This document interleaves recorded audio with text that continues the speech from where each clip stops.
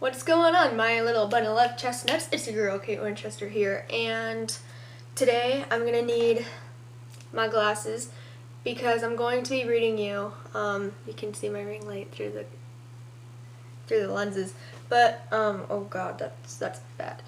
So, today I will be reading I Used a Dating Site Once, Never Again, because it's one of my favorite stories, and because I think it is a good message to people who are using dating sites. I'm not saying no to dating sites, but I'm not saying yes either. I'm just saying be careful.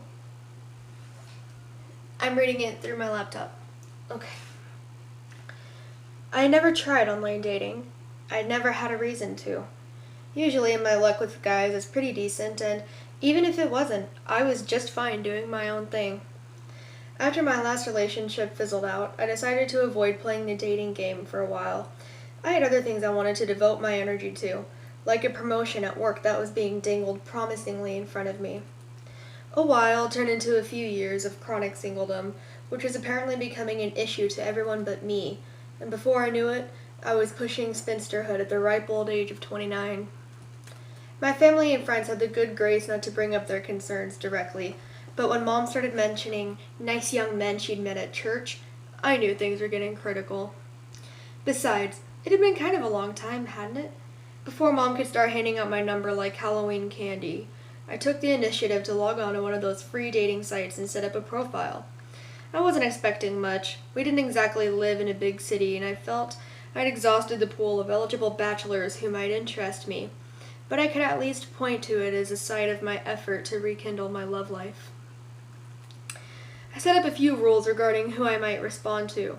No one or two-worded messages. His profile had to be completely filled out. There had to be at least a couple common interests, and he had to have more than one picture. I even included these rules on my page. Simple, right? I still got a variety of messages ranging from, "Hey baby," to, "You look hot, what's your number?" And my faith and interest dating dwindled even more. I did go out with a couple of guys, but it felt forced and awkward, and I always left early with some half-hearted excuse. The guys must have got the message because they never tried to call again. On the car ride home from another failed attempt that ended with a mid-date dash, I called my best friend to fill her in. "So what's wrong with this one?" Eva asked as soon as she answered. "He was fine," I said. "Just really awkward? He's never even kissed a girl. He's waiting for a fairy tale moment." "You sure know how to pick 'em, Jules." "He was good looking and funny through text. That's how they get you." She laughed. We chatted until I got home and told her I had to go make dinner. "You wouldn't have to if you'd stuck it out." "Uh-huh, I'll keep that in mind. Tell Pete I said hi and I'm still waiting for him to wise up and leave you so we can run away together." Making dinner actually meant eating the leftover Chinese that was still in my fridge from my last date night. A quick change into my comfiest oversized pajamas, and I was ready for an evening of Netflix binging. On a whim, I logged onto the dating site first and saw that I had some new messages. Reliable Guy 81 said that I looked like I was the kind of girl who enjoyed having fun. Linky face. Delete. The Dan man just asked if I wanted to chat. Delete. Ready to make it 3 for 3, I clicked on the message from "I'm not good at this dating thing," and was surprised to see that he had actually something to say. "Hi, mother of puppies. My name's Scott, and the username implies I'm not really good at this whole dating thing. I saw your name, though, and it seemed kind of like a reference to my favorite show, so I checked your profile. Another Game of Thrones fan. Not that that's really rare, but it's always nice to see. Is the Mother of Dragons your favorite character?" Okay, so we had a common interest. He was trying to initiate a real conversation with a question, and he could write properly. Good start. Not good. Interested. What? Good start. Not good. Interested. I went to his profile and read through his bio. He lived in the next town over, and he was a PhD student working on a degree in English literature, his focus being medieval lit. If that wasn't dorky enough, he loved attending Renaissance festivals in costume, going to conventions and reading whatever fantasy novels he could get his hands on. His pictures showed him to be a really tall man with a mop of reddish-brown hair, glasses, and a cheerful smile. A little on the nerdy side, but definitely cute. I shot a response and returned to my previously scheduled plans with Jessica Jones. It was late by the time I was ready for bed, but I was curious as to whether he had replied. Sure enough, when I checked, the envelope had turned red and a message from "I'm not good at this dating thing" was waiting for me. Thanks for the answer, Juliana. I'm going to have to disagree and say that Tyron is the best and should be the one ruling the Seven Kingdoms. You watched Jessica Jones? Cool. Haven't seen it yet, but heard good things. Might have to check it out. Any other recommendations?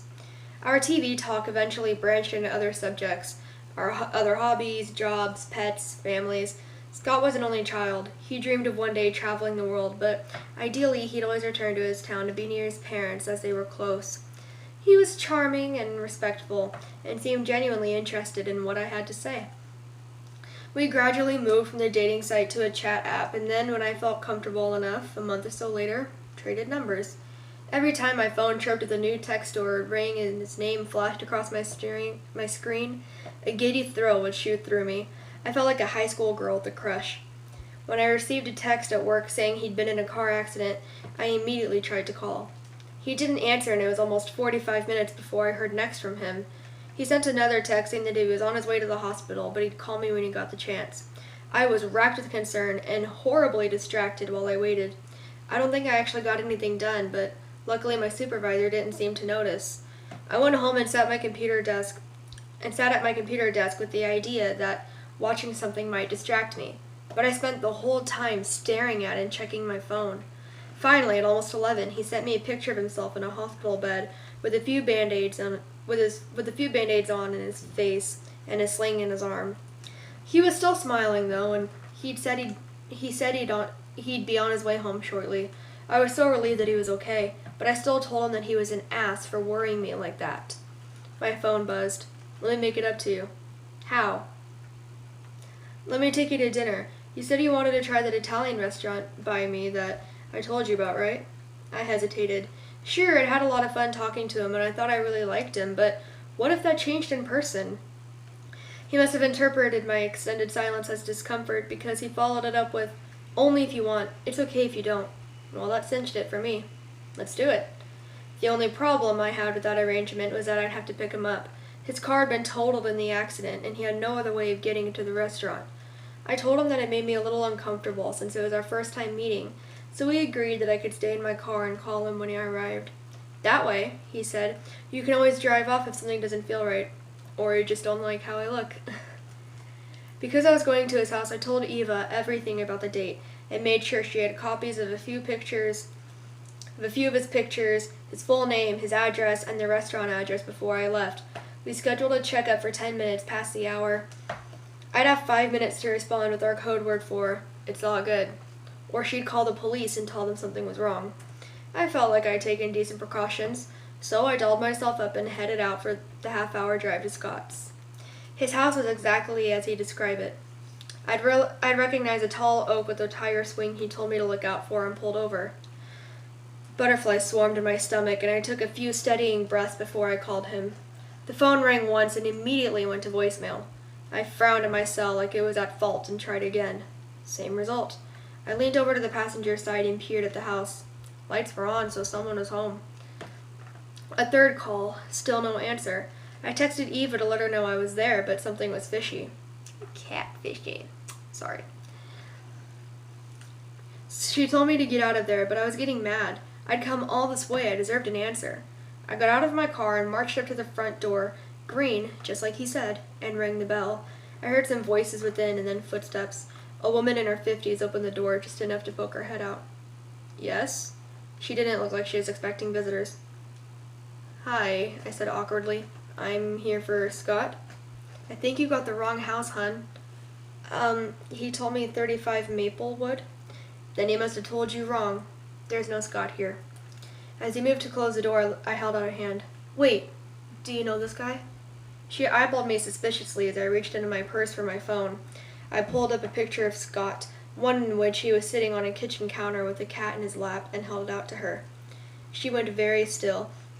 The color in her cheeks dulled to a grayish hue, and she looked from the phone to me and then back again. Where did you get that? Scott sent it to me, saying it was him. Well, I'm sorry. Her voice was choked. But that's not Scott. His name was David, and he passed away 6 months ago. Are you sure? I mean, Maybe it just looks like him. She scowled at me and shook her head. David was my son. I took that picture only weeks before he was She stopped herself, cleared her throat, and stepped back. Before he was taken from us. Please excuse me. The door was slammed shut in my face. I climbed back into my car, bewildered, hurt, and very confused. I tried to call Scott again, and when that predictably failed, I sent Eva a text that I was on my way home and I'd fill her in later. I even included the code word so she'd know it was really me. The drive was long and silent and unsettling. Where was Scott? Who was Scott? Why had he made me drive all the way out there to upset some poor woman still grieving for her son? The more I thought about it, the angrier I became. He'd made a fool out of me for who knows what reason, and now he was avoiding me. My usual spot outside of my building was occupied, so I was forced to park across the street and stomp the extra distance up to my apartment. As I was unlocking my door, my phone chirped. I dug roughly for it, yanking it out. A message from Scott. Practically snarling over his behavior, I unlocked the phone to read his text. Thanks for coming and showing me the way home. I'll see you soon. And that is it for part 1. Hang on a second. Oh, my back is popping. Do you guys hear it? Hang on a second. Becoming like that old lady like they talked about in that story. I